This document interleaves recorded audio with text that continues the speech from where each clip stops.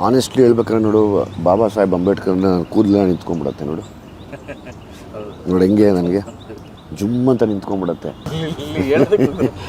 ಸರಿ, ಯಾರನ್ನ ಜೈ ಭೀಮ್ ಅಂದ್ಬಿಟ್ರೆ ಸಾಕು, ನಾನು ಜೈ ಭೀಮ್ ಅಂದ್ಬಿಟ್ಟು ಹೋಗ್ತೀನಿ.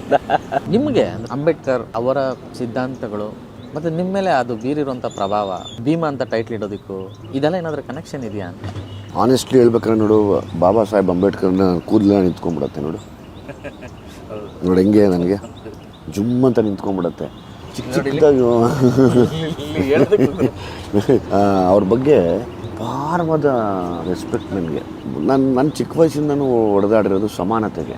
ನಾವೆಲ್ಲ ಒಂದೇ ಸಮ ಇರಬೇಕು.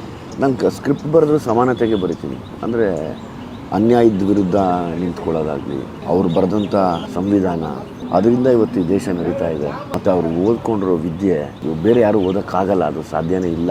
ಮತ್ತು ಅವ್ರಿಗಿದ್ದ ಮನಸ್ಸು, ಎಲ್ಲರೂ ಒಂದೇ, ನಾವು ಎಲ್ರಿಗೂ ಸಮಾನತೆ ಇರಲಿ, ಎಲ್ಲೂ ಮೇಲೂ ಕೀಳೋ ನಾವು ಭಾವನೆ ಬೇಡ. ಅವ್ರ ಬಗ್ಗೆ ಕರೆಕ್ಟಾಗಿ ತಿಳ್ಕೊಂಡವರು ನಿಜವಾಗ್ಲೂ ಯಾವ ತಪ್ಪುಗಳನ್ನು ಮಾಡಲ್ಲ. ಅದಕ್ಕೆ ನನಗೆ ಅವ್ರು ತುಂಬ ಇಷ್ಟ. ನನಗೆ ಅವ್ರ ಹೆಸರು ಹೇಳಿದ್ರೆ ಮೈ ಜುಮ್ ಅಂತ ಇರುತ್ತೆ. ಒಂದ್ಸರಿ ಯಾರನ್ನ ಜೈ ಭೀಮ್ ಅಂದ್ಬಿಟ್ರೆ ಸಾಕು, ನಾನು ಜೈ ಭೀಮ್ ಅಂದ್ಬಿಟ್ಟು ಹೋಗ್ತೀನಿ.